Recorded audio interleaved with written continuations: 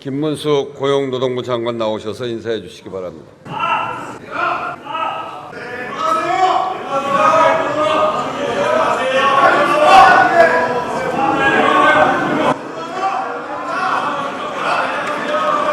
존경하는 우원식 국회의장님, 의원님 여러분, 고용노동부 장관으로 임명된 김문수입니다.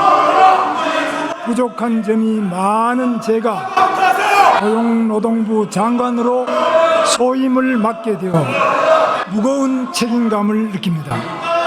노동개혁을 계속 추진하여 노동 현장의 법치를 확립하고 노동 손실수를 줄여 나가겠습니다. 노동 약자 보호와 체불임금 청산을 통하여 따뜻한 노동 현장을 만들어 나가겠습니다. 항상 의원님들의 말씀을 경청하고 노사와 국민들의 목소리에 귀를 기울이겠습니다. 존경하는 의원님들의 많은 성원과 관심을 바랍니다. 감사합니다.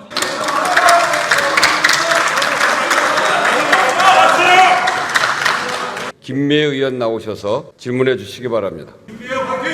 사랑하고 존경하는 국민 여러분, 우원식 의장님을 비롯한 선배 동료 의원 여러분, 그리고 진심으로 존경하는 한덕수 총리님과 국무위원 여러분, 부산 해운대을 출신 김미애 의원입니다. 한덕수 총리님 앞으로 나와 주십시오. 총리님, 국민의 생명을 지키고 건강을 보호하는 일에는 이념도 여야도 있을 수 없겠지요. 다수 이견이 있더라도 국회와 정부가 함께 해법을 고민하고 사안에 따라서는 국민 설득을 위한 노력을 경주하면서 최적의 대안을 마련할 책임과 의무가 있습니다. 제가 국회에서 수차례 누가 가장 사회적 약자입니까? 라고 질문했습니다. 바로 스스로도 집단적으로도 의사표시를 못하는 위기에 빠진 아기들, 태어날 수 있을까? 태어나자마자 유기되거나 살해당하는 그런 아기들입니다. 그런데 이 아기들의 생명을 지키는 것보다 아동유기를 조장한다, 알 권리를 침해한다 등의 반대 목소리가 컸고, 국회와 정부는 십수년 동안 근본적인 대책 마련에 소홀했습니다. 2009년부터 법적 근거 없이 베이비박스를 통해 수천 명의 아기가 살아났음에도 여전히 국회와 정부는 침묵이었습니다. 병원에서 출생했으나 출생신고되지 않은 아기가 8년 동안 2,200여 명이다. 이 아기들의 생사를 추적해보니까 30대 가정부부의 집에 아기 사체 두구가 냉장고에서 발견되었고, 어떤 아기는 암매장 당하기도 했다는 겁니다. 그래서 국민들이 분노했습니다. 도대체 국회는 뭐 하고 있었냐고. 아니죠. 일을 하고 있었습니다. 저는 여러 매체에 반대하는 분들과 토론을 이어갔고 제 주장을 지속적으로 펼쳤습니다. 다행히 이러한 논의 과정에서 이견은 좁혀졌고 지난해 10월에 드디어 본회의를 통과했습니다.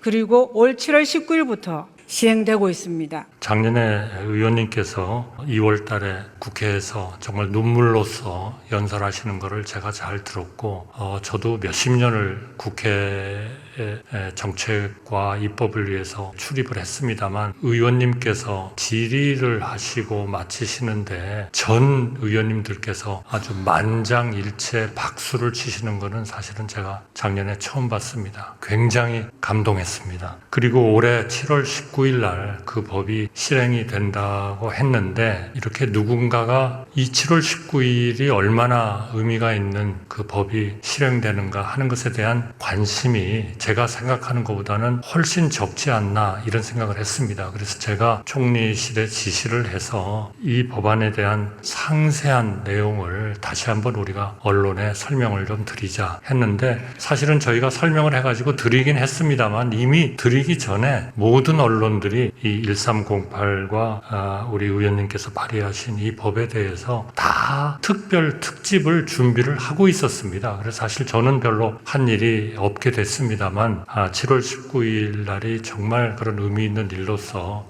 우리 대한민국 역사에 정말 어려운 그런 입법을 우리 의원님의 그런 집요한 노력에 의해서 수십 년 만에 만들어지고 또 그것이 실행이 됨으로써 위기에 처한 임산부를 보호하고 또 거기에서 출산하는 어린이들을 우리가 사회적으로 국가적으로 보호하게 됐다는 것에 대해서 정말 뿌듯한 대한민국의 국민의 한 사람으로서 뿌듯함을 느낍니다. 정말 감사하다는 말씀을 드리고 싶습니다. 네, 여기 계신 모든 의원님들께 저도 감사드립니다. 1308은 위기 임산부 전용 상담 전화로 24시간 열려 있습니다. 절박한 산모와 아기를 지키는 번호, 즉 생명을 살리는 번호라고 감히 말씀드립니다. 위기 임산부 여러분, 이제 당신은 혼자가 아닙니다. 시행 2달이 채 되지 않았지만 보시는 것처럼 긍정적인 효과가 나타나고 있습니다. 9월 8일자 기준으로 위기 임산부 837명이 상담을 받았고 대부분 원가정 양육이 이루어졌고 그중에 보호출산은 24명이 신청했는데 3명은 7일의 숙려 기간을 거친 후 철회하고 아이에 대한 출생신고를 마쳤습니다. 뜻하지 않은 임신, 경제적 이유 등으로 직접 양육을 포기하려고 했거나 심지어 유기할 생각까지 했지만 상담을 통해서 원가정 양육을 하고 합법적인 입양, 보호출산을 신청하고 있습니다. 저는 왜 오늘 이런 말씀을 드리고자 하냐면 우리 국회가 이렇게 했으면 좋겠다는 겁니다. 상당한 이견이 있지만 그 이견을 좁히는 노력을 서로 하면서 우리 국민들에게 조금이라도 이익되는 법을 만들었으면 하는 바람입니다. 현재 논란이 되는 의대 정원 증원을 비롯한 의료개혁도 같은 맥락에 있다고 봅니다. 필수 의료와 지역 의료를 정상화하는 취지의 의료개혁은 더 많은 국민의 생명과 건강을 지키고자 하는 목적입니다.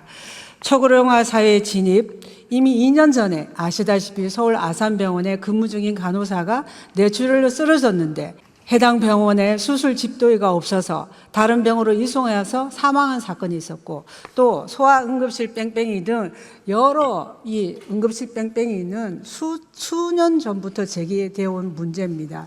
이른바 내외 산소라 불리는 필수 의료를 기피했기 때문입니다.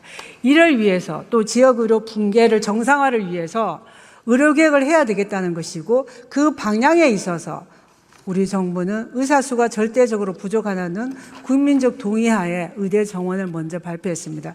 그러나 이것은 상당히 쉽지 않습니다. 지난 2020년에도 400명 증원을 발표했다가 9월에 보류를 한 전례도 있다시피 쉽지 않은 겁니다.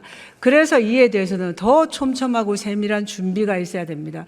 그리고 저는 모든 정책에 있어서는 국민 입장에서 좀 봐야 되지 않을까 싶습니다. 그렇지 않겠습니까, 총리님?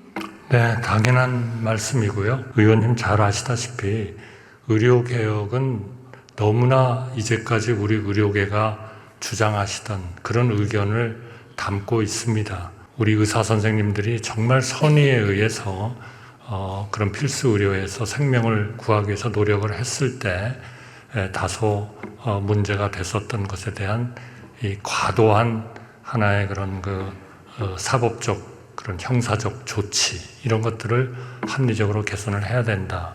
의대 정원을 증원하는 문제는 그 전체 의료개혁 중에 한 부분입니다.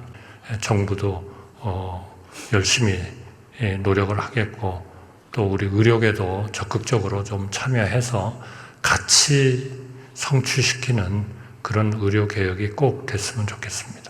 네, 지금 다행히 여야 의정협의체에 대해서 여야 모두 동의를 했습니다. 이제는 의사계가 적극적으로 저는 논의 테이블로 나와주시기를 정말 간절히 호소드립니다. 네, 감사합니다. 들어가십시오.